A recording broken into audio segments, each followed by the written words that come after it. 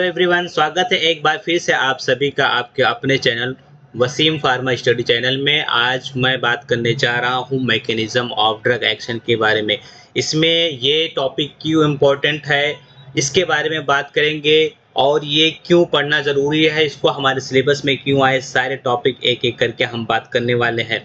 तो अगर आप हमारे चैनल में नए हैं तो चैनल को सब्सक्राइब कर दें, वीडियो को लाइक नहीं किया तो लाइक कर दें और शेयर करना ना भूलें। और अगर आपको वीडियो पसंद आए तो आप अपने फ्रेंड सर्कल में सबको शेयर कर दें। और आपसे रिक्वेस्ट है कि वीडियो को पूरा देखें ताकि हर एक पॉइंट आपको अच्छे से समझ में आ जाए। चलिए आज बात करने वाले हैं मैकेनिज्म ऑफ ड्रग एक्शन के बारे में। तो देखिए, इसको क्या होता है, जितने भी ड्रग होते हैं सभी ड्रग लगभग दो तरीके से काम करते हैं। बॉडी में एंटर करने के बाद में जब वो बॉडी के अंदर आ जाते हैं तो दो तरीके से वो काम करते हैं। नंबर 1 दिया गया है कि उसको कोई रिसेप्टर की ज़रूरत नहीं है। सेकंड वन है इसमें कि रिसेप्टर की भी ज़रूरत होगी, रिसेप्टर के थ्रू वो काम करेंगे। ठीक है ना। तो पहले हम बात करेंगे जहाँ पे नॉन रिसेप्टर मेडिएटेड है, यहाँ पे कोई भी रिसेप्टर की ज़रूरत नहीं है। तो इसको अगेन इसको 5 टाइप में क्लासीफाई किया गया। ध्यान से समझो इसको, क्योंकि क्या करना यहाँ से पूछता है, क्वेश्चन पूछता है। अगर आप डी फार्मा में हो, बी फार्मा में हो, तो दोनों में ये कहीं ना कहीं पूछा जाता है, तो इसलिए समझना बहुत ज़रूरी है। अगेन 5 टाइप में क्या कहा गया है, इसको क्लासीफाई किया गया है। इसमें पहला है, फर्स्ट वन है फिजिकल बाय फिजिकल एक्शन। तो बाय फिजिकल एक्शन इसका मीनिंग क्या हुआ, इसको ध्यान से समझो। Drug exert effect based on their physical properties. Physical properties के बेस पे देखो, drug exert effect based on, तो उसके फिजिकल प्रॉपर्टीज रहेंगे, उसकी बेस पे ये काम करेगा। रादर देन केमिकल रिएक्शन, मतलब यहाँ पे कोई भी केमिकल रिएक्शन इन्वॉल्व होगा ही नहीं, ओनली उसकी फिजिकल प्रॉपर्टीज को देख करके ही ड्रग को यहाँ पे मतलब वो काम करेगा। तो इसमें सबसे पहला पॉइंट जो आता है, सबसे फर्स्ट वन आता है, वो है ऑस्मोसिस। ऑस्मोसिस याद रखना इसको, ठीक है ना। तो देखो, ऑस्मोसिस होता क्या है। ऑस्मोसिस मीन्स ये होता है कि हायर कॉन्सेंट्रेशन से लोअर कॉन्सेंट्रेशन की ओर सॉल्वेंट का फ्लो होना via a semi permeable membrane. एक मेम्ब्रेन यहाँ पे लगा देंगे और इस मेम्ब्रेन के थ्रू क्या होगा, यहाँ से हायर से लोअर की ओर फ्लो होना, दैट इज कॉल्ड ऑस्मोसिस। तो एक ड्रग है जिसका नाम है मैनिटॉल। मैनिटॉल जो ड्रग है ये डायूरेटिक है, ठीक है ना। ये किडनी फेलियर में इन सब में यूज होता है। तो ये ऑस्मोसिस के थ्रू ही एक पार्ट से दूसरे पार्ट में ये फ्लो होता है, ठीक है ना। दूसरी बात हम करने वाले हैं वो है एड्सॉर्प्शन। अब एड्सॉर्प्शन क्या होता है, पहले तो आपको इसका मीनिंग पता होना चाहिए, ठीक है ना। एड्सॉर्प्शन मीन्स आप सोच के बताएं, तब कमेंट में लिखिए आप एड्सॉर्प्शन मीन्स क्या होता है, मैं बताऊंगा। तो एड्सॉर्प्शन मीन्स क्या होता है कि ये एक सरफेस फिनोमिना। सबसे पहले तो समझो कि सरफेस फिनोमिना होता है। क्या सरफेस पे होता है। सरफेस कैसे होता है, देखो, जैसे कि आप क्या करो, एक बकेट में पानी ले लो, और इसके अंदर आप हाथ को अपने डिप करो, अपने फिंगर को आपने डिप करना है, ठीक है ना। तो क्या देखते हैं आप कि जो पानी है, पानी के पार्टिकल है, वाटर का पार्टिकल है, आपके हाथ के हथेली पे अपर सरफेस पे लगता है, वो बॉडी के अंदर नहीं जाता है। ये कैसे हुआ, ये सरफेस फिनोमिना। अगर वो बॉडी के अंदर जाता है तो आपकी बॉडी फूल जाती है, ठीक है ना। बॉडी क्या होती है, मोटा हो जाता है। देखो, तो कुछ ड्रग ऐसे होते हैं, जैसे जब कभी कोई पॉइजन खा लेता है, ध्यान से समझना, पॉइजन खा लेता है, पॉइजन बॉडी में जाता है, तो अब मान लो हमारे इंटेस्टाइन, स्टमक में, इन सब में पॉइजन है, ठीक है ना, पॉइजन अवेलेबल है। मैं पूरा यहाँ पे बना नहीं रहा हूँ, ड्रॉ नहीं कर रहा हूँ, तो समझ लो यहाँ पे पॉइजन है। अब क्या करना है, हम कोई एक ऐसा कंपाउंड लेंगे, कोई एक ऐसा कंपाउंड जो ये पॉइजन को ऐसे अपने सरफेस पे चिपका ले, ठीक है ना। सारे पॉइजन इसके सरफेस पे आकर के सब चिपक जाए और फिर ये धीरे धीरे ये रास्ते से होकर के रिलीज हो जाए, ठीक है ना। ये बात समझ में आई होगी आपको। फिर तीसरी बातें हम लोग बात करेंगे यहाँ पे, फिजिकल मास। अब जो बल्क लेक्सेटिव की यहाँ पे बात करा, लेक्सेटिव आपको पता होगा ना, ऐसे ड्रग जो किसमें यूज होते हैं, कॉन्स्टिपेशन में होते हैं, जैसे साइलियम, ठीक है ना। तो साइलियम भी ये इस तरीके से मतलब कॉन्स्टिपेशन को रिमूव करने का काम करता है, ठीक है ना। इस तरीके से सेम टू सेम डिमल्सेंट क्या होता है, ये सूदिंग इफेक्ट देता है, ठीक है ना। कूलिंग, मतलब कहीं स्किन पे आप अप्लाई करोगे तो कूल, वहां पे ठंडा हो जाएगा स्किन, ठीक है ना, वहां पे रिलीफ फील होगा।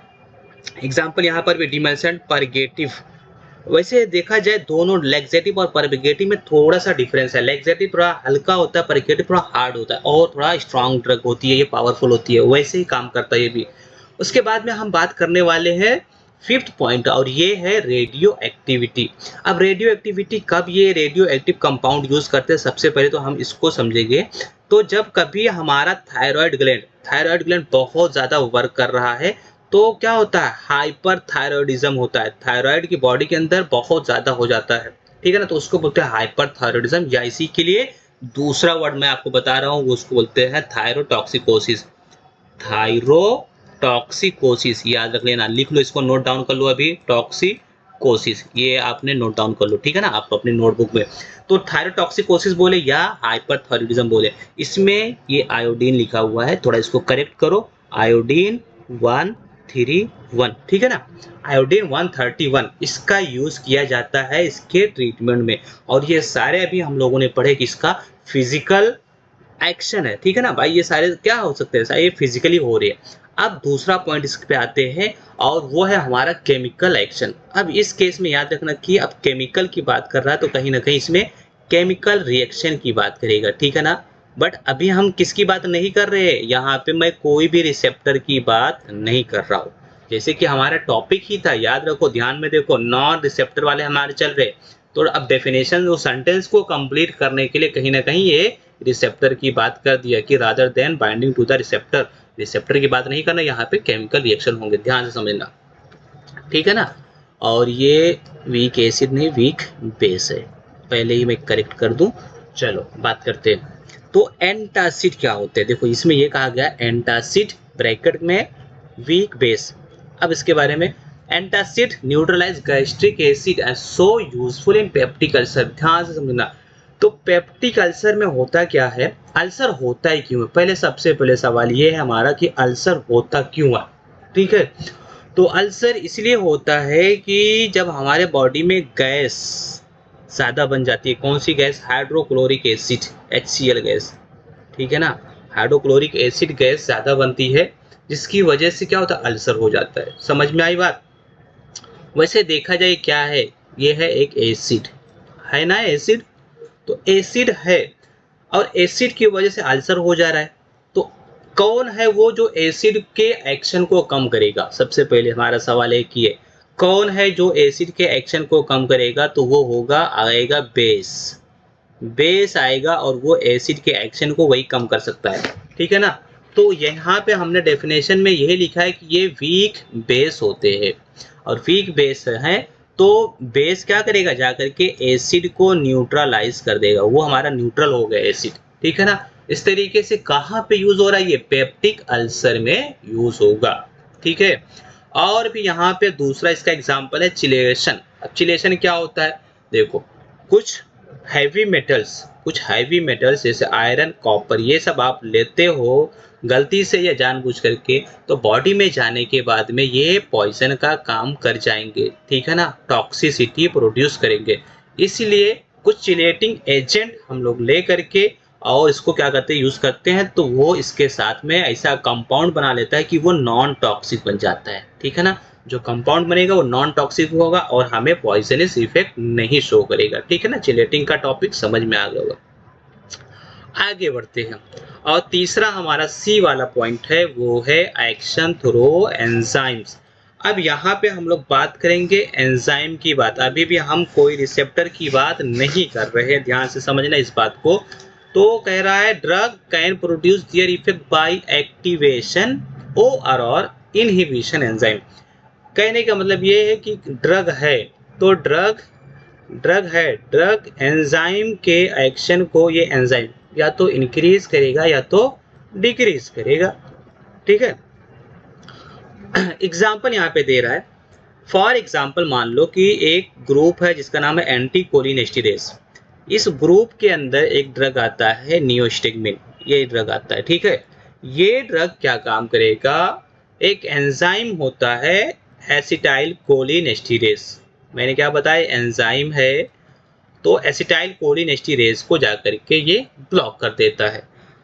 ब्लॉक हो गया तो क्या होगा, अब ये अधूरी बातें हैं, आपको समझ में नहीं आएगी, ठीक है ना, ये अधूरी बातें हैं। तो चलो अधूरी बातों को पहले कंप्लीट करते हैं कि क्या हुआ होगा, कैसे रहा था ये। तो ध्यान से समझो, मैं यहाँ पे लिख के दे रहा हूँ आपको समझाने के लिए कि एक केमिकल है हमारा एसिटाइल कोलिन। एसिटाइल कोलिन ये क्या होता है, एसिटाइल कोलिन एस्टीरेज, इस एंजाइम ये जो है ना, ये एंजाइम है, इसकी प्रेजेंस में, अब इस एंजाइम को मैंने समझ लो यहाँ पे इसे टिक मार्क कर दिया तो ये यहाँ पे आ गया, ठीक है ना, यहाँ पे एंजाइम आ गया, ये इसको समझो, इसे, ये एंजाइम यहाँ पे आ गया। तो ये क्या होता है, ये इन क्या इसके केस में क्या हो जाएगा, ये इनएक्टिवेट हो जाता है। कौन एक्टिवेट, ठीक है, कौन इनएक्टिवेट हुआ, एसिटाइल कोलिन, किसके प्रेजेंस में, एसिटाइल कोलिन एस्टीरेज की वजह से। इसलिए अब ये कोई भी अपना इफेक्ट नहीं शो कर पाता है, या लेस इफेक्ट हो जाता है, लेस इफेक्ट। ये बात समझ में आई, एसिटाइल कोलिन एस्टीरेज की वजह से इनएक्टिव हो गया, और ये क्या हो गया, इसका इफेक्ट ज़्यादा टाइम तक का देखने को नहीं मिला। तो अब हमको क्या करना होगा, हमको ये करना होगा, जो एसिटाइल कोलिन एस्टीरेज है इसको ब्लॉक करो। तो इसको ब्लॉक करने के लिए यही हम यूज़ करेंगे, क्या, नियोस्टिग्मिन यूज़ कर लो। नियोस्टिग्मिन आएगा और इसको करेगा ब्लॉक। तो अब ये नॉट, ध्यान से समझना, नॉट इनएक्टिवेट, नॉट इनएक्टिवेट, अब ये इनएक्टिवेट नहीं हुआ, ठीक है ना, नॉट इनएक्टिवेट, इसका मतलब क्या हुआ कि एक्टिव है ये, ठीक है, ये एक्टिव है। अब एक्टिव है तो ज़्यादा से ज़्यादा अपना इफेक्ट शो करेगा, यही यहाँ पे बातें कही गई है। इसको स्क्रीनशॉट ले लो, मैं इसको इरेज कर रहा हूँ, ठीक है। और देखो, अब जो मैंने बात कही है वो बात यही यहाँ पे लिखी हुई है, क्या लिखी हुई है, देखो, दिस प्रिवेंट इनएक्टिवेशन, जो इनएक्टिवेशन हो रहा है उसको रोक दे रहा है, मतलब वो उसको अब एक्टिव रहने दे रहा है, of acetyl choline, and increase its duration of action, duration of action, ठीक है, पूरा वर्ड यही है, ACTION, एक्शन। तो ये बात आपको समझ में आ गई। आगे बढ़ते हैं, आगे बढ़ते हैं, और अगला हमारा है टॉपिक थोरो आयन चैनल। आयन चैनल की बात कर लेते। आयन चैनल क्या होता है, देखो, इसमें हम लोग बात करेंगे, drug can bind to ion channel and alter the flow of ion. देखो, नॉर्मल केस में हम लोग बात करते हैं तो अपने बॉडी में आयन पाए जाते हैं, सोडियम, पोटेशियम, कैल्शियम, मैग्नीशियम, ये सारे आयन पाए जाते हैं। सोडियम क्या होता है, एक पार्ट से एक्स्ट्रा सेलुलर एरिया से इंट्रा सेलुलर एरिया की ओर इसे कंटिन्यूसली फ्लो होता है, और जो भी इम्पल्स है, जो भी सिग्नल है, जो भी मैसेज है, वो पहुंचाता रहता है, ठीक है ना, एक साइड से दूसरे साइड में पहुंचाता रहता है। अब अगर आप चाहते हो कि ये मैसेज ना पहुंचाए तो क्या करो, इसको ब्लॉक कर दो, सोडियम को ब्लॉक करो, ठीक है। जैसे मान लो, देखो यहाँ पे क्या कहा गया है, ये ब्लॉकेज की जरूरत कब पड़ती है, सबसे पहले तो ये पॉइंट छूट रहा था, इसको समझो। कभी भी हमें सुन करना होता है, सुन, पता है ना कि क्या होता है, छोटा सा कट विट लग गया है, ऑपरेशन करना है स्मॉल एरिया में, तो वहां पे हमको क्या करना पड़ता है, सुन करना पड़ता है। तो सुन करते हो आप, तो जिस पार्ट में करते हो उतने में हमें क्या होता है, रिलीफ हो जाता है, वहां पे पता नहीं चलता है, तो मतलब उतने पार्ट में सोडियम का मूवमेंट नहीं हो रहा है, ठीक है।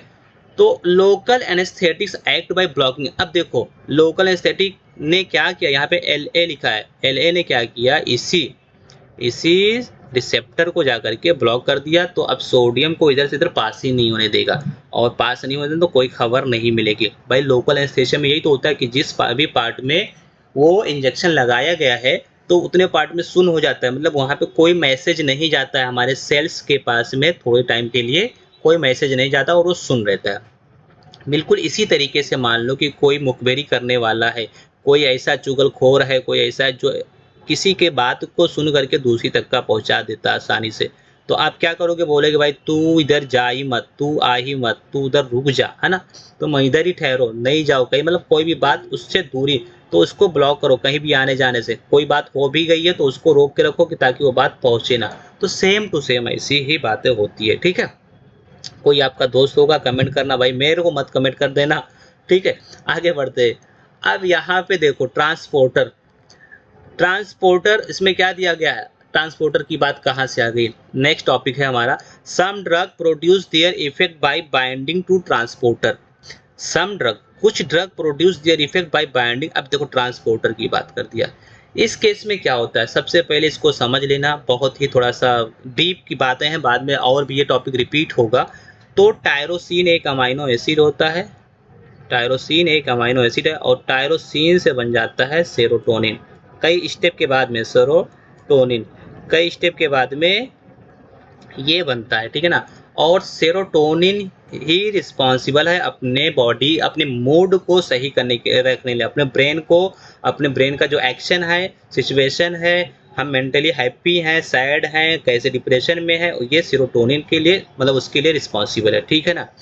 अब मैं आपको बताऊं कि डिप्रेशन जब किसी को हो जाता है तो सेरोटोनिन, पहले तो ये समझ लो सेरोटोनिन यहाँ पे है ना बन गया, तो सेरोटोनिन कहाँ से, अब टायरोसिन से बनते बनते बनते यहाँ पे फॉर्मेशन हुआ, यहाँ मतलब वो इसके वेसिकल्स में है और वे आकर के यहाँ पे रप्चर हो जाता है, ठीक है ना।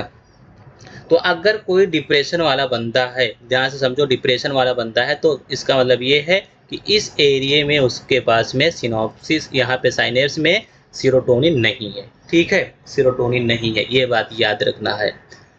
अच्छा, कभी कभी ऐसा भी होता है, अब देखो तो वो सेरोटोनिन नहीं है तो वो डिप्रेशन में है, ठीक है, अगर उसके पास सेरोटोनिन नहीं है तो वो डिप्रेशन में चला गया है, तो आप क्या करोगे, आप ये चाहोगे कि उसके पास में सेरोटोनिन हो जाए, ठीक है। दूसरी बात, अब देखो यही यहाँ पे बातें लिखी गई है।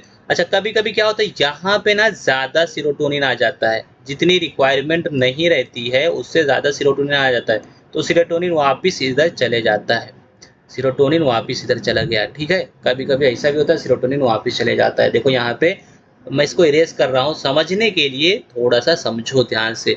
यहाँ पे इसको ब्लॉक देखो रेड कलर का दिखाया गया, मतलब ये ड्रग है, ड्रग ये गेट को बंद कर दे रहा है कि वापिस मत जाना, क्योंकि भाई तुम ही जिम्मेदार हो किसके लिए, कि वो बंदा डिप्रेशन में जाएगा कि नहीं जाएगा, तुम ही जिम्मेदार हो। अगर तुम यहाँ से वापस जाने लगोगे और यहाँ पे कभी बाई चांस सीरोटोनिन कम हो गया, वापस वो क्या होगा, डिप्रेशन में चले जाएगा। तो डिप्रेशन से उसको हमको बचाना है। कैसे बचाएंगे, देखो डिप्रेशन से बचाने का मैं बता रहा हूँ। यहाँ पे सबसे पहले क्या हो रहा है, यहाँ पे दे बाइंड, ड्रग की बात करा, ड्रग जाकर के 5-HT ट्रांसपोर्टर के साथ में बाइंड कर दिया। देखो यहाँ पे है, यहाँ पे देखो ये है ड्रग, ड्रग है और ये ट्रांसपोर्टर है, तो ड्रग और ये दोनों बाइंड हो गए, ठीक है ना, जुड़ गए, ठीक, इतना बात समझ में आया होगा।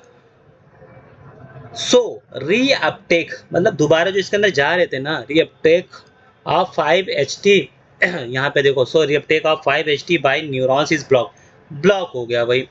This produce anti depressant, anti depression मतलब बताया ना, एंटी एंटी मतलब अपोजिट, डिप्रेशन मतलब डिप्रेशन के, मतलब वो अब हैप्पी फील करेगा भाई अगर ऐसा हो गया। अगर यहाँ पे सीरोटोनिन जो वापस जा रहा है वो अगर नहीं जा पाया तो बंदा खूब अच्छे से फील करेगा, ठीक है, क्योंकि अगर सीरोटोनिन यहाँ से वापस चला गया तो फिर उसके पास में सीरोटोनिन नहीं बचेगा और वो साइड हो जाएगा, फिर डिप्रेशन में चला जाएगा। तो ये बात याद रखना, ये डिप्रेशन वाले चैप्टर में ये मैकेनिज्म अगेन आएगा, वहाँ पे मैं आपको बताऊंगा, ठीक है ना। यहाँ पे होती है मेरी वीडियो एंड। तो आज हम लोगों ने क्या पढ़ा, पहला समरी देख लेते फटाक से। लास्ट में हमने क्या पढ़ा, हमने मैकेनिज्म ऑफ ड्रग एक्शन पढ़ा है, जिसमें हम लोग नॉन रिसेप्टर मेडिएटेड को अच्छे से पढ़े हैं। नॉन रिसेप्टर मेथड में फिजिकल, केमिकल और एक्शन, थोड़ा एंजाइम, आयन चैनल, ट्रांसपोर्टर, ये 5 टॉपिक के बारे में पढ़े हैं। इसके बाद इसका पार्ट 2 मतलब जो अभी हम लोगों ने क्या पढ़ा, नॉन रिसेप्टर, अब इसके बाद में हम लोग रिसेप्टर वाला पढ़ेंगे, बट वीडियो लॉन्ग हो रही है इसलिए वो तो नोट्स सारा रेडी है, बट हम यहाँ पे अभी नहीं पढ़ रहे हैं इस लेक्चर में। इस वीडियो में मैं इतना ही एंड कर रहा हूँ। अगर वीडियो आपको पसंद आई हो तो वीडियो में कमेंट करके ज़रूर जाएंगे। अगर कोई सवाल होगा, कोई क्वेश्चन है, क्वेश्चन भी आप करो। और ये पसंद आए तो आप इसको लाइक करके जाओ, शेयर करके जाओ और सब्सक्राइब करके जाओ, अपने फ्रेंड सर्कल में शेयर करना ना भूलें। चलिए मिलते हैं नेक्स्ट वीडियो, तब तक के लिए take care, bye bye, thanks for watching, वंदे मातरम।